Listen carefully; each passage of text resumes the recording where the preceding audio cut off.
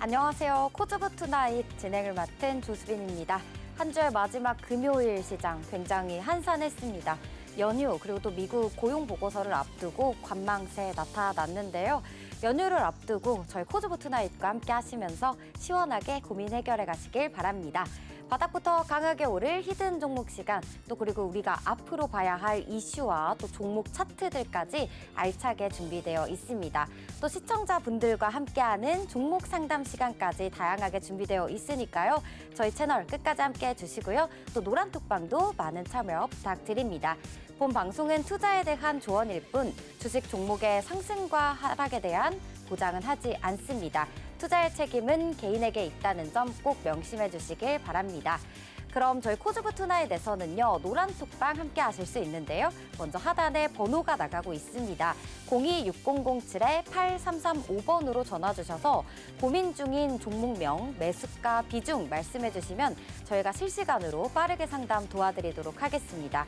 또 전화가 어려우신 분들은요, 하단에 QR코드도 같이 나가고 있습니다. 휴대폰 기본 카메라로 QR코드 스캔하셔서 참여 코드 0721 4자리 누르고 들어오시면 되는데요. 여기서도 동일하게 종목명과 매수가, 비중 남겨주시면 저희가 선착순으로 종목 상담 빠르게 도와드리도록 하겠습니다. 주저하지 말고 포트폴리오에 고민 있으시다면요. 지금부터 남겨주세요. 자, 그럼 코즈부 투나잇 힘차게 시작해 볼 건데요. 오늘 함께 하실 전문가님 화면으로 먼저 만나볼게요.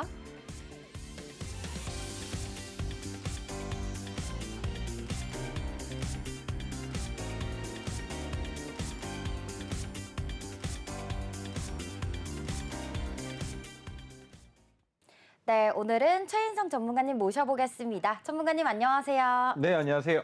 네, 오늘 금요일 시장 마감 시황부터 보고 오도록 할게요. 오늘 장 초반에 코스피 코스닥 모두 빨간불을 켰는데 한번 지수를 같이 보도록 할게요.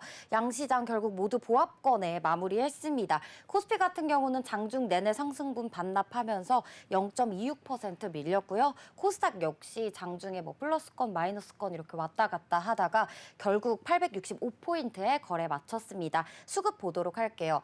거래소에서는 오늘 외국인이 5거래일 연속 매수세 이어갔습니다. 890억 원 사들였고 서비스업, 금융업 위주의 사자세가 나타났습니다. 또 기관은 소폭이지만 운수장비 업종 팔자세 나타난 모습이었습니다. 코스닥 보도록 할게요. 코스닥 같은 경우는 기관 홀로 담아가는 모습이죠. 880억 원. 외국인 같은 경우는 IT 소프트웨어, 제약, 오락, 문화 이런 쪽으로 소폭 매수세 나타났습니다. 다음 종목들 흐름도 빠르게 보도록 할게요. 간밤 미증시에서 퀄컴, 엔비디아 다 상승세가 나왔기 때문에 애플도 강세였죠. 그래서 오늘 반도체주들 오전에는 강했습니다. 그런데 상승분 반납하면서 결국 반도체 투톱 모두 약보합권에 거래에 마쳤어요. 오늘 그리고 네이버가 실적 발표를 했죠. 굉장히 실적이 잘 나왔고 관련주들도 굉장히 좋게 오름세 나타났는데요. 오늘 현대차와 기아 어제 밸류업 가이드라인이 발표가 되고 조금 이렇게 또 하락세 나타난 모습. 그리고 네이버는 3%대 강하게 오르면서 코스피 지수를 견인했습니다. 다음 코스닥 같이 보도록 할게요. 코스닥 같은 경우 에코프로 그룹주들 오늘 다 하락했습니다. 실적 부진한 영향일까요?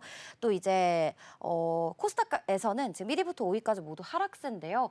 애플이 이제 실적 발표를 했는데 실적은 이제 전망치 자체가 워낙 낮았기 때문에 선방했다 이런 얘기가 나왔어요. 그런데 이제 애플이 다음 달에 있을 애플 개발자 컨퍼런스에 굉장히 중요한 AI 관련된 소식이 있다라는 중요한 발언을 하면서 애플 관련주들이 또 상승을 했습니다. 그리고 또 다음 주에 애플 신제품이 출시가 된다고 하는데요.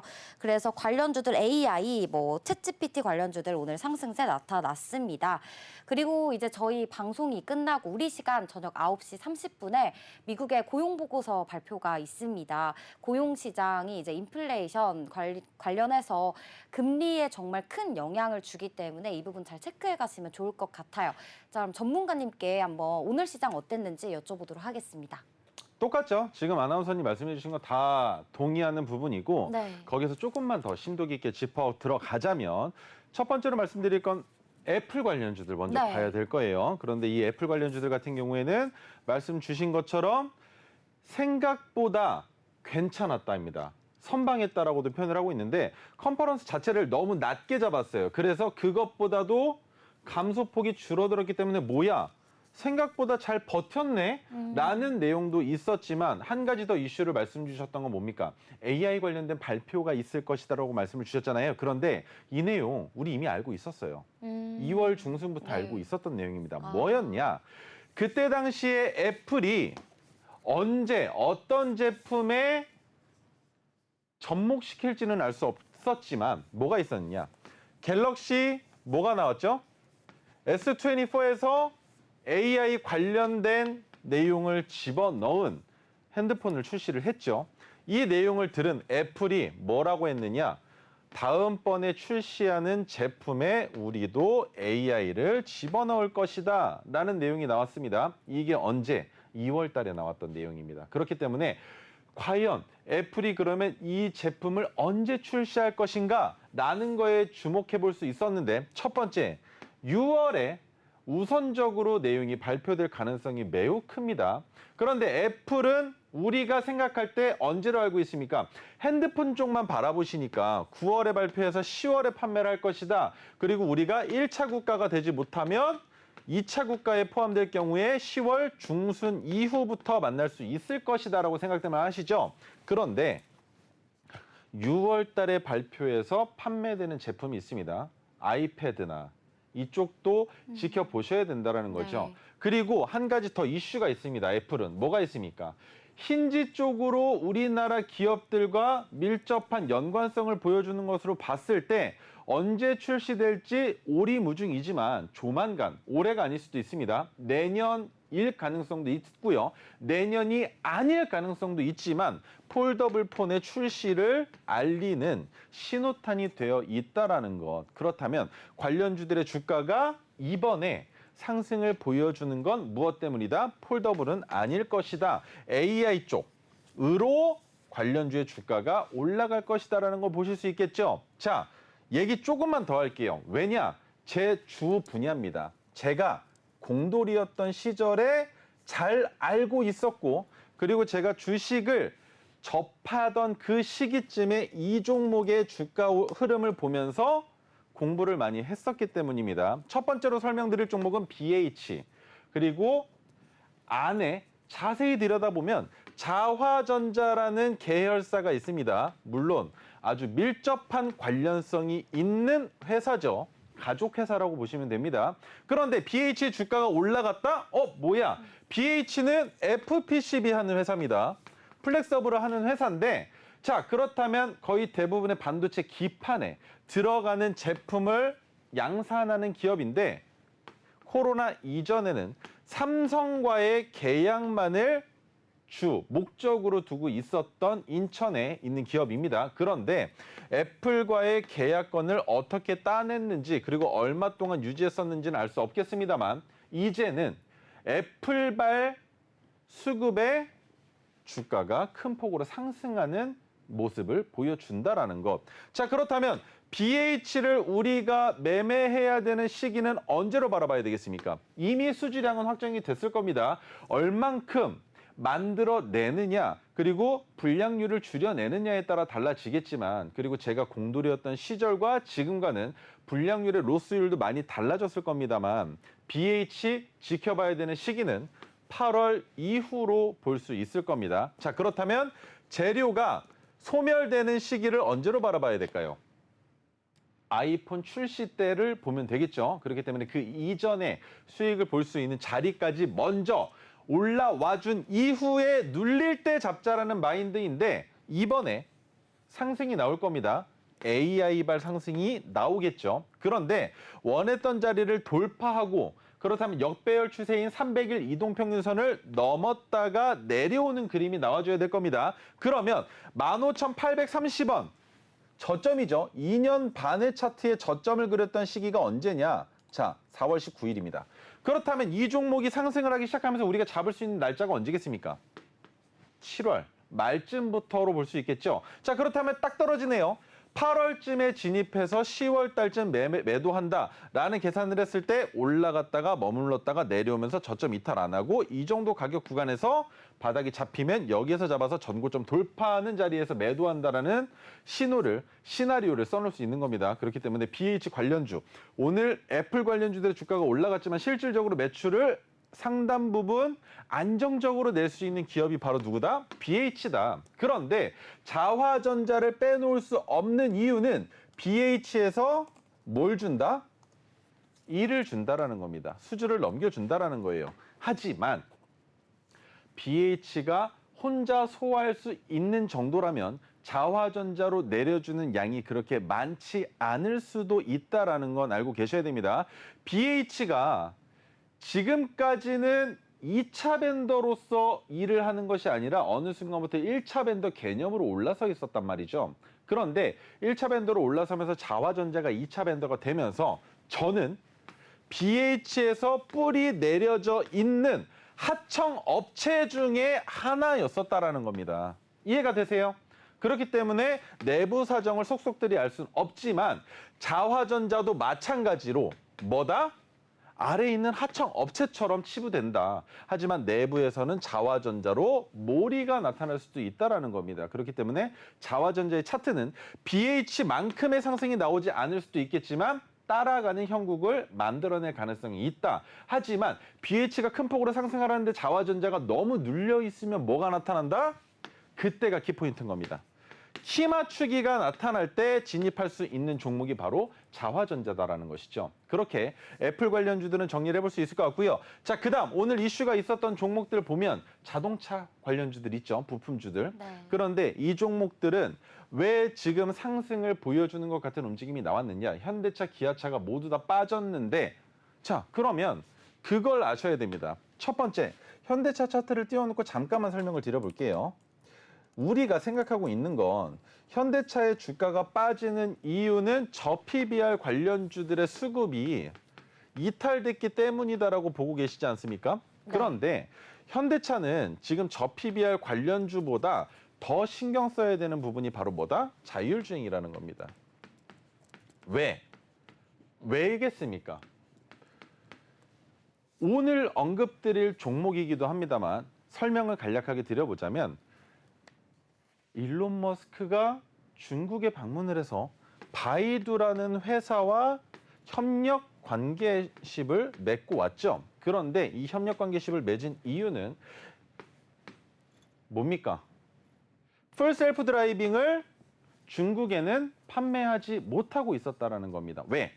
중국의 규제가 매우 심했기 때문에. 그것을 타개하기 위해서는 자국에 있는 기업 중에서 라이센스를 가지고 있는 기업과 협력 관계가 되어야만 중국으로 풀 셀프 드라이빙을 판매할 수 있다는 겁니다. 미국에서는 이미 4년 전부터 판매를 해왔지만 그러지 못했는데 자, 현대차 설명하다 말고 갑자기 웬 자율주행의 테슬라냐라고 생각하실 수 있겠지만 현대차가 바이두와 이미 계약건이 체결이 되어 있다는 겁니다. 그렇다는 건 자율주행 관련주로서 현대차도 절대로 빼먹으면 안 된다는 것과 한 가지 더 지금 금리가 인하되고 있습니다만 옆 나라에서 뭐가 터지고 있습니까? 일본에서 무슨 내용이 터지고 있나요? 자기들이 엔화가 하락하는 걸 막기 위해서 2번이나 돈을 집어넣었습니다. 그런데 못 막아내고 있죠. 왜? 투자자들의 심리는 엔화는 더 떨어진답니다. 역사적 저점이 아닌 꽤 오랫동안 지켜졌었던 그 바닥까지도 이탈할 수 있다고 보고 있는 것이죠. 자, 그런데 우리나라 오늘 원달러 환율 조금 괜찮은 상황으로 끝나긴 했습니다만 여기에서 또 한 번 멈춰지는 상황이 생긴다면 수출 관련주들, 그죠? 수출 관련주들의 주가가 또 한 번 출렁일 가능성이 있다라는 것으로 봤을 때 현대차 고점에서 박스권을 그리고 있는데 여기에서 조금 더 내려온다? 근데 그게 저 PBR 관련된 내용 때문이다? 빨리 내려오면 더 좋습니다. 아예 빨리 내려와서 어디까지? 파란색 저항선 가격이 있습니다. 그 가격은 얼마냐? 22만 7천 원인데 여기까지 빠르게 내려와 준다면 그 시기쯤에 맞물려서 자율주행과 관련된 이슈가 나오고 거기에서 박스권 상단으로 올라설 가능성도 있다라는 거. 그렇다면 해당 가격 구간에서 짧은 시계열로 단기적으로 수익 매매로 접근해 볼 수도 있는 자리라는 겁니다. 아무리 고점의 높은 자리라고 해도 진입할 수 있는 이유는 뭐다? 모멘텀이 아직 남아 있다라는 거. 그리고 이 구간을 보시면 아실 겁니다. 올라가서 내려온다 하더라도 한번 추세가 상승되기 시작하면 그 가격 구간에서는 안정적인 수익을 만들어낼 수 있다인데 마찬가지의 구간에 지금 있지 않습니까? 물론 고점이 점점 낮아지는 것이 아니라 여기에서부터 지금 아직 도달을 못했다라고 보는 것이죠. 어떻게 되고 있습니까? 고점이 높아졌는데 이번에도 높아지지 말라는 법이 없는 상황이겠죠. 거기에 작년에 2023년에 삼성전자를 이길 만큼의 매출액까지 보여준 기업이기 때문에 판매는 보장되어 있다라는 거. 그리고 지금 여러분들의 눈을 속이기 위해서 자율주행이라는 이름 아래에 숨겨져 있는 테마가 하나 있죠. 전기차 테마. 그죠? 그런데 현대차는 전기차뿐만이 아니라 내연기관도 있고요. 내연기관에 한 가지 더 하이브리드까지 들어가 있는 상황입니다. 그런데 최근 하이브리드에 대한 이목이 집중되고 있는 이유는 전기차의 판매 수요가 늘어나지 않고 있기 때문이었죠. 그런데 전기차는 꽤나 오랜 시간 동안 판매량이 늘어나지 않을 가능성도 있습니다. 제가 여러분들께 작년부터 말씀드리고 있는데 우리 MBN에서는 말씀드린 적 없기 때문에 한 가지 콕 집어드릴게요. 전기차가 왜 중고시장에 더 많이 나오고 있느냐? 그것을 봤을 때 정확하게 알 수 있는 포인트 뭡니까? 전기차는 시클리컬 기간이 내연기관 차량보다 짧습니다. 그 말인즉 전기차는 배터리의 농도가 낮아지면 뭘 하게 되겠습니까? 배터리를 교체하죠. 그런데 배터리 교체 비용이 보다 차량 가액과 맞먹는다라는 거죠. 그렇다면 내연기관 차량은 관리만 잘해도 10년, 20년을 탈 수 있는데 심지어 30년을 타면 현대 기아차는 뭘 해줍니까? 보상도 해주죠. 그런데 전기차는 시클리컬 기간을 5년에서 길어야 7년밖에 볼 수 없다라는 겁니다. 그렇다면 이 기간이 지났을 때 배터리를 교체할 때 그 배터리의 교체 비용을 줄이기 위해서 필요한 건 무엇이다? 폐배터리 시장이 빨리 성장을 해야 된다는 겁니다. 올해 초에 폐배터리 시장에 들어가겠다라고 얘기했었던 기업들이 있습니다. 누굽니까? 건설주들. 이 건설주들은 지금 PF 때문에 문제가 많습니다. 그래서 어떻게든 그 내용을 타개하기 위해서 폐배터리 시장이라도 들어가 보겠다는 말을 하고 있는데 폐배터리 관련주들이 부각받으면서 실질적으로 지금 전기차 사업을 하는 회사들의 앞마당에 널브러져 있는 그 폐배터리들을 수거할 때도 문제입니다. 폭발 위험성이 있기 때문에 사용할 수 있는 배터리와 사용할 수 없는 배터리로 나눠져서 폐배터리가 된 진짜로 사용할 수 없는 배터리를 해외로 수출을 보내건 아니면 원자재를 다시 재가공을 하건 사용할 수 있는 제품을 재사용할 수 있는 폐배터리로 만들어서 그것을 전기차로 집어넣는 순간부터 전기차의 판매가 증가될 수 있다는 걸 바라봤을 때 전기차는 2025년까지도 매우 힘들 수 있다는 겁니다. 그래서 지금 테슬라가 하고 있는 게 뭡니까? 현재 전기차의 가격을 혁신적으로 줄일 수 있는 저가형 전기차 제품을 만든다라고 얘기를 하고 있죠. 그런데 리튬으로는 안 될 거니까 LFP로 들어갈 가능성이 매우 크다라는 거. 그렇다면 LFP 시장은 그래도 선방할 가능성이 있지만 내연기관과 하이브리드 차량으로 더 주목해 보셔야 된다는 것. 그렇다면 고래 싸움에 새우 몸집을 불리는 건 누굽니까? 전장, 차량, 부품, 소재 관련주들이 되겠죠. 그렇기 때문에 이쪽 시장은 아직까지도 상승할 가능성이 매우 높으며 또 한 가지 로봇과도 연결고리가 없다라고 볼 수 없는 종목들이 있기 때문에 전장 관련주는 지속적으로 모멘텀이 사라지지 않을 가능성이 있다는 점까지 기억해 주셨으면 좋겠고 AI 관련주 짧게만 말씀드리겠습니다. 아직 끝나지 않았습니다. 이제 시작하는 관련주들입니다. 지금 너무 많이 올라갔다고 생각하실 수 있겠지만 이번 파고가 끝나고 나면 하락했다가 더 큰 파고를 만들어낼 수 있는 테마가 AI다라는 것과 이번 달 주목해서 보셔야 되는 테마는 제약바이오가 가장 으뜸이 될 수 있다는 점까지 설명드리면서 오늘 시황은 여기까지 마무리하도록 하겠습니다. 너무 많은 정보를 주셔가지고요. 일단 애플 관련주 해서 BH랑 자화전자 얘기해 주셨고 또 전기차 시장 전반적인 흐름까지 훑어주셨어요. 자, 그럼 이제 다음 코너로 넘어가 보도록 할 건데요. 저희 시청자분들과 함께하는 코너입니다. 내 포트폴리오에 지금 고민이 많다 하시는 분들은요. 주저하지 말고 저희 전화 주시면 되는데요. 상단에 전화번호 나가고 있습니다. 026007-8335번이고요. 이쪽으로 전화 주셔서 종목명과 매수가, 비중 남겨주시면 저희가 실시간으로 빠르게 상담 도와드리도록 할게요. 또 전화가 어렵다 하시는 분들은요. 하단에 QR코드 나가고 있습니다. 휴대폰 기본 카메라로 스캔하셔서 참여 코드 0721 네 자리 누르고 들어오시면 되는데요.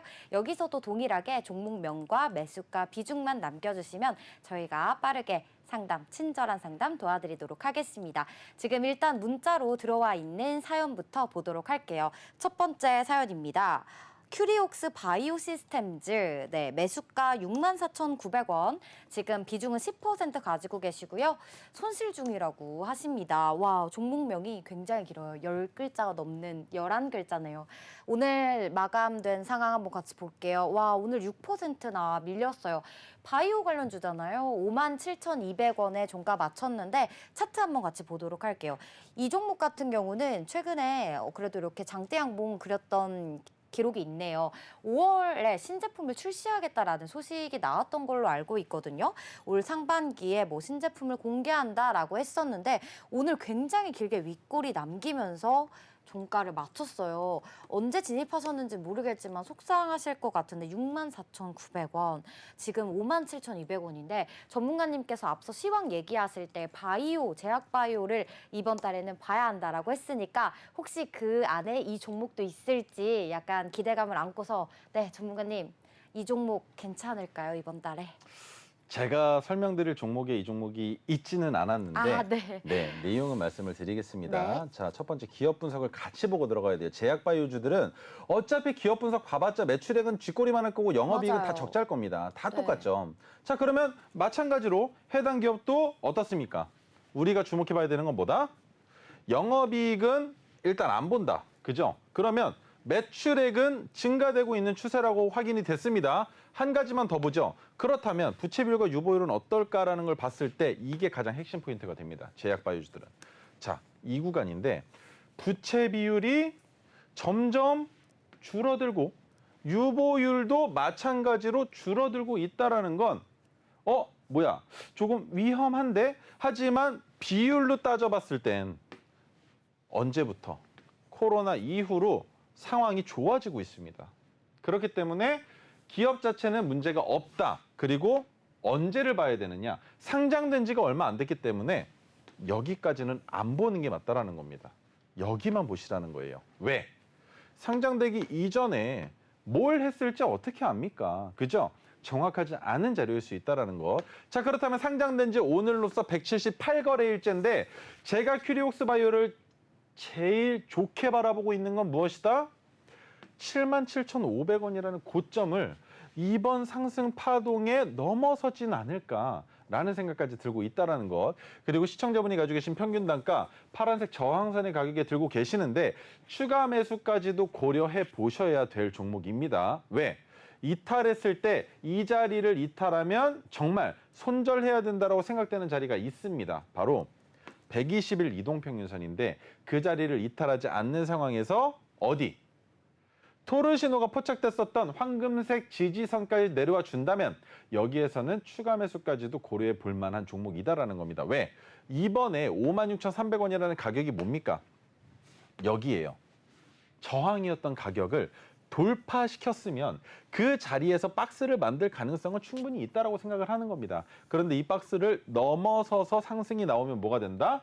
그때부터 찐 상승이다. 그런데 큐리옥스 바이오는 문제가 될 것이라고 생각이 되는 건 뭐? 오늘 거래 대금이 터진 음봉이 나왔다라는 거, 윗꼬리까지 길게 잡혔다라는 게 의미하는 게 뭐겠습니까?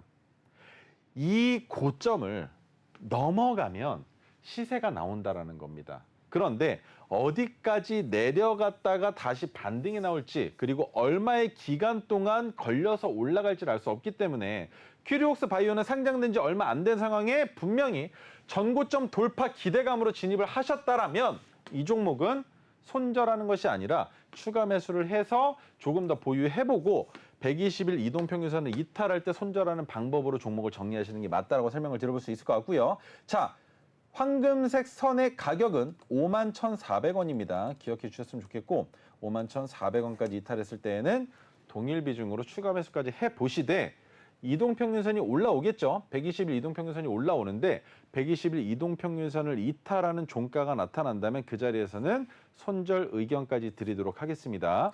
네, 큐리옥스 바이오시스템즈 일단 77,500원까지 올라갈 수도 있기 때문에요. 51,400원을 이탈하게 된다면 추가 매수해도 괜찮다라는 의견 주셨고요. 또 추가로 120일 이동평균선을 종가가 이탈할 경우에는 손절가로 잡아주셨습니다. 자, 꼭 성투하시길 바랄게요. 자, 다음 종목으로 넘어가 보도록 할게요. 다음 사연은 종목명 VT고요. 매수가 22,500원, 5% 가지고 계십니다. 지금 22,500원이면 조금 손실 중이시네요. 최근에 화장품 관련주들이 강했잖아요. 이제 중국 관광객도 늘어나고 있고 중국 경기도 살아나고 또 중국뿐이 아니라 진짜 K뷰티가 미국 뭐 굉장히 글로벌하게 수출을 많이 하고 있는 걸로 알고 있는데 또 지금 앞서 전문가님이 얘기해 주신 것처럼 달러가 강세기 때문에 수출 기업 또 기대감도 얻을 수 있지 않을까 해서 화장품 관련주들이 시장에 강했습니다. 차트 보도록 할게요. VT, 오늘은 약보합권의 장을 마쳤네요. 어제도 길게 윗골이 달았지만 어제 음봉으로 마무리됐고 오늘도 또 하락한 채로 이렇게 거래가 됐는데 최근에 4월 들어서 지금 계속해서 주가가 그래도 상승하는 흐름이다가 약간 지금 주춤하는 느낌이에요. 횡보를 다시 하려는지 아니면 여기서 더 떨어질지 걱정이 되실 것 같아요. 전문가님은 어떻게 생각하세요? 저는 실제로 이 VT 브랜드 좋아하거든요. 탈모 있으세요? 제품. 아니요, 여기 화장품 팔아요. 아, 팩트라든지. 네. 저는 탈모 또, 있나요, VT? 네, VT가 또 탈모를 하고 있습니다. 혹시 전공 분야이신가요? 저도 입문한 지 얼마 안 되긴 했는데 네. 입문을 했으면 알아가야겠죠. 그렇죠. 네. 네. 그래서 VT 같은 경우에는 지켜보셔야 되는 건 뭐다? 여기까지 한번 끊어볼게요. 여기까지만 끊어보겠습니다. 자, 여기까지 봤을 때 2019년과 20년 줄어드는 이유는 무엇 때문이다? 코로나, 그죠? 코로나 때문이고 그 이후부터 성장세가 어떻게 나오고 있다?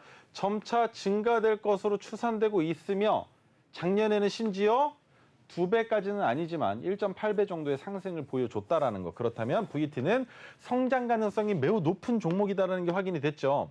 자, 그러면 차트상에 지금 이 자리를 넘어갈 가능성이 있을 것이냐? 물론 있을 겁니다. 그런데 차트를 좀 늘려보면 어떻습니까? 여기까지만 볼게요. 저 윗단은 거의 없는 가격이라고 보셔야 되니까 여기까지 바라봤을 때 VT는 선이 많지 않습니까? 정말 지저분하죠. 그런데 이 자리까지 충분히 내려올 수 있다라는 내용이 되기도 합니다. 그래서 단기적으로 화장품과 관련된 내용으로 주가가 올라갔었고 거기에 탈모까지 있기 때문에 주가가 탄력을 받았으나 이 자리에서 우리가 지금 주목해봐야 되는 건 뭐다? 5월달 시장 혼조세가 가득할 것이기 때문에 제약바이오주들의 주가에 훈풍이 불어와 주면 VT 마찬가지로 한 번 더 큰 상승이 나올 가능성이 있다라고 볼 수 있죠. 그러면 자, 고점을 찍었었던 날짜가 언제냐? 바로 어제입니다. 그리고 거래대금은 뭐야? 거래대금이 안 붙어 있네요. 옳았구나. 이 자리에서 조정받고 추가 상승이 나올 수 있겠구나. 그렇다면 결론은 나왔습니다. 자, VT는 23,400원을 넘어가는 종가가 나타난 이후부터 추가적인 상승이 나올 가능성이 있는데 거기에서 상승이 나와준다면 우리가 최종적으로 올라갔다 내려올 때 익절하는 가격은 어디? 23,400원이 됩니다. 하지만 이 부분을 가장 주목하셔야 됩니다. VT가 만에 하나 주가가 빠진다면 어느 자리는 이탈하면 안 된다라는 게 눈에 보이셔야 됩니다. 여기입니다. 120일 이동평균선이 이미 한번 누웠던 전례가 있고 여기에서 또 내려오면 눕게 될 겁니다. 그리고 추세가 하락 전환되면 120일에서 어디까지 한 번에 빠진다? 300일 이동평균선까지 빠르게 내려올 가능성이 있습니다. 그렇다면 내려왔을 때 데드캣 바운스, 기술적 반등이 나타났다가 다시 하락을 하게 되면 어느 가격? 10,000원대로 내려온다는 거죠. 그렇기 때문에 120일 이동평균선이 이탈될 때는 손절하셔야 되겠지만 지금 현재 자리가 너무 좋기 때문에 VT는 추가 상승분 기대해봐도 괜찮을 것이다. 자, 그렇다면 수급까지 한번 보겠습니다. 수급을 봤을 때, 뭐야? 외국인과 기관의 양매수가 들어왔네요. 물론 어제 고점을 찍었을 땐 뭐겠습니까? 차익 실현 매물을 쏟아냈지만 다시 주워 담았다라는 건 아직 올릴 자리가 남아있을 가능성이 있다라는 거. 그렇다면 여기에서 수급을 봤을 때 여러분이 기억하셔야 되는 건 무엇이다? 과연 연속성이 있을 것이냐? 그 부분만 체크해 보시면 될 것이다라고 설명드리도록 하겠습니다. 네. 네, VT 종목 더 추가 상승할 가능성 충분하다라고 긍정적인 의견 주셨습니다. 계속 올라가게 된다면 1차 목표가 23,400원까지 가게 된다면 익절하셔라라는 의견 드리겠고요. 또 그다음에 손절가는 역시 동일하게 120일 이동평균선을 이탈하게 된다면 손절하는 게 좋을 것 같다라고 해주셨습니다. 자, 그럼 다음 사연으로 또 빠르게 넘어가 보도록 할게요. 종목명 DY고요. 매수가 7,300원. 비중 20% 가지고 계십니다. 오늘 어떻게 종가 형성했는지 보도록 할게요. 오늘 약보합권의 거래에 마쳤습니다. DY 5,760원에 거래 마쳤는데요. 지금 7,300원이시면은 손실 중이신 것 같아요. 차트 보도록 할게요. 네, 이 본전까지 올라올 수 있을지가 궁금하신 것 같은데요. 지금 보시면 이게 이거래일 전 이날 보시면은요 월요일장이죠. 이게 죄송합니다. 이게 화요일장이죠. 화요일장에 굉장히 장대 음봉을 그렸어요. 이날 5,980원까지 터치를 했는데 7,300원이면 지금 여기 차트에서는 그 진입 자리가 잘 보이지가 않거든요. 전에 들어가셨던 것 같아요, 시청자분께서. 지금 계속해서 3거래일 연속 음봉이 나오다 보니까 어떻게 해야 되지? 이제 손절을 해야 하나라는 생각까지 드실 것 같아요. DY, 이 종목 같은 경우는 지금 어떻게 하는 게 좋을까요, 전문가님? 정말 걱정할 필요가 없는 종목을 걱정하고 계시는데 네. 매수가는 나쁘신 게 맞아요. 매수가는 나쁘신 게 맞습니다. 차트를 조금 넓혀보니 어떻습니까? 5,040원부터 7,300원 시청자분의 가격이라고 하니까 이 가격을 기준으로 한번 보죠. 자, 그러면 이렇게 보니까 조금 부담스럽네요. 여기까지 한번 잘라보겠습니다. 여기까지 잘라보면 어떤 모양이 나타납니까? 지금 이 구간 박스 아닙니까? 저점은 여기, 고점은 여기, 그죠? 저점은 여기, 그죠? 맞지 않습니까? 그 자리 돌파하면서 슈팅이 나왔지만 7,300원 어려운 자리가 아닙니다. 그러면 지금 얼마예요? 5,760원. 추가 매수하셔도 됩니다. DY는 지금 여기서 다시 진입하셔도 돼요. 왜? 7,300원에 익절해야지 본전에서 정리하는 게 아니잖아요. 그러면 평균 단가를 낮춰놓으시는 게 좋지 않겠습니까? 비중 20%시라고요. 많으신 거 맞습니다. 그러면 저라면 이렇게 할 것 같아요. 여기에서 10% 내지 15% 더 진입할 수 있는 종목이라는 생각을 한다라는 겁니다. 자, 한 가지 더 보죠. 그러면 DY가 여기에서 더 내려가지 말아야 할 텐데, 그죠? 저점을 찍은 2년 반의 차트에서 저점을 찍었었던 때가 언제입니까?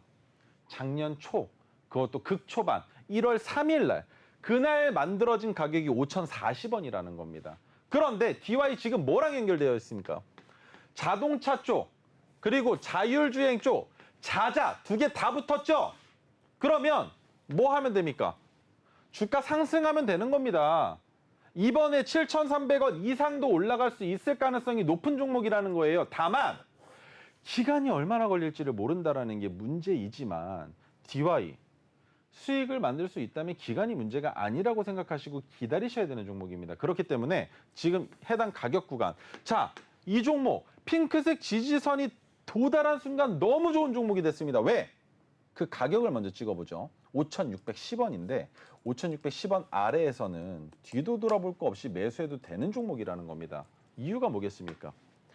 핑크색 지지선이 내려왔다가 쭉쭉쭉쭉쭉쭉 1년 동안 멈춰있다가 드디어 이번에 위로 올라왔다는 건 뭡니까? 이제 간다라는 겁니다. 그런데 거래대금 죽어있죠. 그 말은 무엇이다? 매집 구간이었다라는 거예요. 매집 구간이었다라는 겁니다. 그렇다면 매집이 끝났으면 뭐 한다? 이제 올려 세운다. 그런데 1차 저항선은 7,300원 구간으로 볼 수 있으니 그 자리에서 매도를 하는 게 바람직한데 지금 추가 매수를 안 하면 본전에서 나오셔야 되겠지만 지금 추가 매수를 한다면 추가 매수했던 물량만 뭐 하면 된다? 7,300원에서 덜어내면 된다라는 겁니다. 그리고 주가가 내려가면 뭐 하면 됩니까? 다시 한번 내려왔을 때 또 한 번 추가 매수해서 평균단가 또 낮추고 또 7,300원에서 매도하시면 된다는 겁니다. 자율주행 시장 결코 쉽게 죽지 않습니다. DY 마찬가지로 결코 쉽게 죽지 않습니다. 왜? 연간으로 보죠. 자, 지금 매출액이 어떻게 나오고 있는지 그리고 부채 비율과 유보율은 어떤지만 보자라는 겁니다. 매출액 점점 증가되고 있습니다. 물론 코로나 때는 잘라서 보는 게 맞겠죠. 자, 영업이익 어떻습니까? 사용되는 것들이 뭐가 있는지는 정확하게 알 수 없겠습니다만 유지가 되고 있다라면 당기순이익 폭발적으로 증가됐죠. 그 말인 즉 DY 돈 버는 기업이 맞다. 그러면 한 가지 더 봐야겠죠. 부채 비율과 유보율 봤을 때 어떻습니까? 코로나 때에도 건재했다. 지금도 마찬가지로 건재한데 점점 좋아지고 있다. 그렇다면 DY는 지금 현재 주가의 위치가 뭐다? 저평가되고 있는 게 맞다라고 생각 들지 않으신가요? 그렇기 때문에 7,300원까지 올 가능성 매우 높습니다. 높은 게 아니라 그냥 갑니다라고 생각해도 되는 자리인데 걱정하지 마시고 추가 매수 의견까지 드릴 수 있는 종목이니까 너무 마음속에 짐을 가지고 주식시장을 바라보지 않으셨으면 좋겠어요. 내가 매수한 가격이 잘못됐다 하더라도 종목을 판단해보고 시나리오를 세웠을 때 그 가격까지 올라갈 수만 있다면 야 그래도 내가 이 돈을 잃지는 않겠구나라고 생각할 수 있기 때문에 손절하지 않아도 되는 종목이니 추가 매수하지 않으시더라도 기다리시면 본전까지는 도달할 가능성이 매우 높다라는 점 기억해 주시면 좋겠습니다. 네. 전문가님께서 이렇게 화내지 않으시고 이렇게 좋다, 이 종목 긍정적이다라고 얘기해 주시는 게 너무 오랜만인 것 같아요. 정말 오랜만이에요. 네, 이렇게 화 안 내시고 그리고 걱정 안 하셔도 될 것 같아요, 시청자님. 일단 DY 종목 너무 좋고 충분히 올라간다고 합니다. 본전까지 충분히 가실 테니까 마음 내려놓고 걱정은 내려놓으시고요. 그리고 추가 매수도 가능하시다고 의견 주셨습니다. 10%에서 15%까지 비중 더 추가로 들어가도 괜찮다라는 의견까지 이렇게 정리해드리도록 하겠습니다. 그럼 또 다음 사연으로 넘어가 보도록 할게요. 다음은 YC캠이고요. 매수가가 27,950원에 15% 들고 계시는데 수익 중이시라고 합니다. 네, 익절을 해야 할지 아니면 더 올라갈지 궁금하실 것 같은데요. 오늘은 5% 밀려서 이제 나와야 하나? 아마 이런 생각이 드셨을 것 같아요. 차트 보도록 할게요. 네, YC캠 같은 경우 어제 또 장대 양봉 이렇게 그려졌고 오늘도 36,700원까지 터치를 했었네요. 이 종목 같은 경우는 익절하는 게 좋을까요, 전문가님? 저는 지금 한번 익절하시는 게 낫다라고 생각을 해요. 유리기판 관련주로 엮여 있지 않습니까? 네. 그런데 갭 띄워서 윗꼬리가 달린 음봉이 나왔는데 거래대금까지 붙었다라는 건 이 종목 뭐다? 이 자리를 넘어가면 더 큰 상승이 나오겠지만 조정받을 가능성이 매우 높다라는 것. 어디까지 조정받을 수 있다? 여기까지도 내려올 수 있는 종목이라는 겁니다. 그래서 YC캠은 단기간으로 바라봤을 때 주가가 하락할 가능성이 더 높다. 하방 압력을 더 강하게 받고 있기 때문에 해당 종목은 익절 의견 드리도록 하겠습니다. 수급을 봤을 때 개인이 매수를 3거래일째 연이어주고 있고 오늘 기관이 매도를 꽤나 큰 폭으로 진행을 했습니다. 외국인은 아직까지 물량을 보유하고 있지만 추세가 꺾이는 게 확인된다면 누구보다 빠르게 던질 투자자가 외국인이라는 것까지 기억해 보시면 좋을 것 같고요. 반도체 유리기판 관련주 모멘텀 아직까지 살아있고 충분히 더 올라갈 가능성은 있겠지만 수익 구간에서 못해도 절반 정도는 정리를 해보시는 게 어떨까라는 의견. 하지만 그래도 정리 못하겠다면 3850원. 이 거래일 동안 이탈된다면 그 자리에서는 정리하시라고 말씀드리도록 하겠습니다. 네, YC캠 익절하라고 의견 주셨습니다. 자, 이제 전문가님과 함께 그럼 다음 코너로 넘어가 볼게요.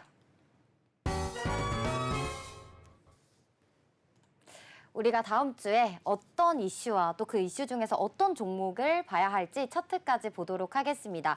먼저 첫 번째 종목은 모나리자인데요. 이 종목 저 방송에서 얘기해 주셨잖아요. 황사 네. 관련주다. 그리고 오늘 정말 10% 이렇게 상승하는 것까지 확인을 했거든요. 혹시 수익률 챙기셨죠? 정말? 챙겼는데 네. 종가에 팔았습니다. 아. 윗꼬리 달릴 때는 그냥 지켜만 봤습니다. 너 네. 뭐 하나 보려고. 자, 아. 모나리자는 재지 관련주, 애국 관련주, 저출산 관련주라는 내용을 했지만 저는 이 종목 뭘로 본다? 황사 관련주로 볼 것이다. 그리고 지금 뭐가 있습니까? 소나무에서 송진가루 떨어지죠. 그것도 마찬가지로 미세먼지로 분류할 수 있기 때문에 마스크 관련된 내용으로 모나리자의 주가가 올라가고 있는 것이다라고 볼 수 있는데, 자, 언제였느냐? 요 윗꼬리가 달린 음봉이 보이시나요? 이날 기억하신 분 계실 겁니다. 뭐 했는지. 위로 그냥 쏘아 올렸습니다. 그런데 쏘아 올렸다가 쭉 뺐습니다. 뭐 한 겁니까? 뉴스 나왔거든요. 중국에서 역대 최대 규모의 황사가 올 가능성이 있다라는 뉴스가 뜨자마자 그 다음날 바로 윗꼬리 아랫꼬리 달면서 장난쳤습니다. 그런데 그 자리를 넘어가면서부터가 추세의 시작이죠. 그런데 오늘도 마찬가지입니다. 갑자기 장중에 윗꼬리를 엄청나게 달면서 올라갔던 종목이 끌어내려왔다는 건 뭘 의미한다? 이 가격 구간에서 조정받을 수 있겠구나. 왜? 거래대금은 붙진 않았지만 거래대금이 붙지 않았음에도 불구하고 장난을 쳤다라는 건 모나리자 더 상승할 가능성도 있겠지만 굳이 위험 부담을 안고 갈 필요가 있을까라는 생각이 들었다라는 겁니다. 그래서 오늘까지 23.25%의 수익으로 오늘 모나리자를 정리하라는 신호를 드렸습니다. 보유 중이신 분들 마찬가지로 다음 주 월요일 날 정리를 하시는데 여기에서 제가 틀렸을 수도 있으니까 한 가지 포인트만 설명드리겠습니다. 만약 월요일 날 3,840원 위에서 종가가 형성되면 바로 추가적인 상승이 나올 수 있습니다만 3,585원 이탈하면 절대 안 된다라고 말씀드렸던 거 꼭 기억해 주셨으면 좋겠습니다. 자, 그래서 장기 차트로 봤을 때 아직까지 올라갈 수 있는 위치는 있으나 첫 번째 상승 추세에서 저기까지 올라가기보다는 이번에 내려왔다가 다시 올라가는 그림이 더 이쁜 그림이 된다라는 것 기억해 주셨으면 좋겠습니다. 자, 그렇다면 두 번째 종목은 하나시스템인데 하나시스템은 어제 매도 의견을 드렸습니다만 제가 어제는 나오지 못했죠. 우리 밑지윤 전문가님이 나오시는 날이었기 때문에 여러분들께 말씀을 드리지 못했지만 하나시스템 같은 경우에는 제가 다른 분들께 설명드렸던 것과 마찬가지인 이유가 있는 겁니다. 자, 방산 관련주, 우주항공 관련주 지금 시장에서 계속적으로 언급이 되고 오늘 또 한 번 네. 방산주의 주가 상승분이 나왔죠. 맞아요. 미사일. 그렇죠. 네. 그런데 똑같지 않습니까? 뭐와 관련된 종목입니까? 방산 관련주잖아요. 그런데 왜 매도 의견을 줬느냐? 자, 해당 수급 매매 동향은 어제 겁니다. 오늘 게 아닙니다. 자, 그런데 어제 8%만 수익을 내고 왜 팔았느냐? 파란색 저항선보다 종가가 낮은 거래일이 이틀 차로 나왔죠. 그죠? 두 번이나 이탈이 되지 않았습니까? 그러면 이 종목은 하락 추세로 이어질 가능성이 매우 높다라고 생각할 수 있겠죠. 거기에 힘을 실어주는 내용이 바로 여기 있습니다. 외국인과 기관 프로그램의 트리플 매도 행렬로 인해서 주가가 내려가는 것이 아니라 도지형 음봉이 나왔다라는 겁니다. 안 팔았으면 양봉으로 끝났을 수 있는 종목이라는 겁니다. 그런데 매도를 통해서 눌렸다라는 건 뭐다? 이 눌림을 만든 주체가 누구다? 그죠? 개인이라는 거죠. 그러면 개인이 주가를 끌어올릴 힘이 있겠습니까? 사실상 쉽지 않습니다. 왜? 개인이 산다고? 뭐야? 그러면 내 물량 더 줄게. 어디 한번 받아봐. 으차 하고 던지면 개인들은 받고 쓰러지죠. 그래서 오늘은 외국인의 매수가 들어오긴 했습니다만 하락 추세가 더 장기화될 가능성이 있다라는 겁니다. 그래서 오늘까지의 종가를 봤을 때 5.69%대 여기에서도 정리하시는 게 어떨까라는 생각을 하고 있다라는 겁니다. 왜? 많이 올라가긴 했습니다. 많이 올라가긴 했어요. 120일 차트를 보면 고점을 넘어갔다가 그 자리를 이탈하는 자리죠. 19,450원. 그렇기 때문에 하나시스템은 무리하실 필요 없다라는 거. 왜? 하나시스템은 돌아갈 자리가 있습니다. 어디까지 돌아올 수 있겠습니까? 이 자리일까요? 여기까지만 내려올까요? 더 내려가겠죠? 15,000원까지만 내려올까요? 더 내려갈 수 있습니다. 그래서 저는 하나시스템 정말 좋은 매수 가격 1차 13,250원, 2차 11,940원으로 드릴 수 있는 종목입니다. 그렇다면 해당 가격 구간에서 매수했을 때 매도는 어디에서 진행을 하느냐? 세 번에 나눠서 하겠지만 15,110원, 그리고 17,220원, 마지막이 19,450원인데 이번에 올라간 상승분만큼 나올지 안 나올지 그 시기에 내려왔다가 올라가는 그 자리에 모멘텀이 형성될 수 있는지 없는지에 따라서 17,000원까지만 볼 수도 있다라는 것 기억하시면서 지켜보시면 좋겠습니다. 그래서 단기적으로는 큰 상승이 나왔기 때문에 추가적인 상승에 대한 기대감 물론 있습니다만 여기에서 더 올라가기 위해선 모멘텀이 지속되어야 된다라는 리스크가 산재해 있는 종목이라는 점 기억해 주셨으면 좋겠습니다. 자, 그렇다면 오늘 가지고 나온 종목이며 제가 자율주행 관련돼서 시황 설명드릴 때 열심히 말씀드렸죠? 그 내용 지금부터 말씀드리겠습니다.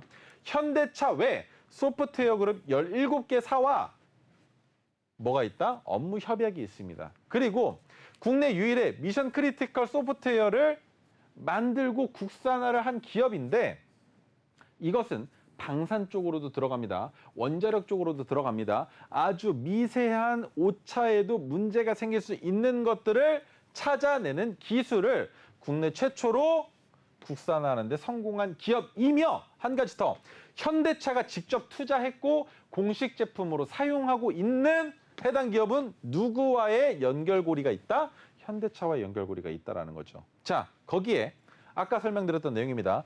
테슬라 소프트웨어가 중국 데이터 완전 검사 적합 판정을 받았다라는 내용이 있죠. 그런데 이것만으로는 안 된다라는 겁니다. 바이두 중국 포털 업체와 지도 제작 및 내비게이션 협력 합의를 했는데 왜 해야 된다고 했습니까? 외국계 기업이 중국에서 FSD를 판매하기 위해서는 자국 기업 중에 승인받은 기업과 협력이 필요하다. 그런데 테슬라는 미국에서는 이미 출시를 했죠. 4년 전에. 근데 중국은 아직까지도 문턱을 넘지 못하고 있었는데 왜 이제서야 중국에 들어오려고 하겠습니까?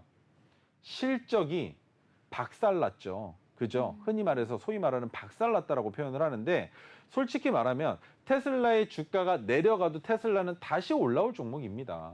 기간이 오래 걸린다는 건 누구나 다 알고 있죠. 에코프로도 얘기하지 않았습니까? 네. 오래 걸릴 것이다. 그렇기 때문에 다시 우리 회사가 하는 사업 구도를 변경해야 할 필요성을 느끼고 그것에 대한 내용을 자각하고 있다라고 얘기를 했죠. 그렇기 때문에 해당 기업도 마찬가지인데 차트를 보면 또 한 번 답이 나옵니다. 자, 120일 차트로 봤을 때 저점을 찍은 가격이 4,655원이 아니에요. 설명을 들어보세요.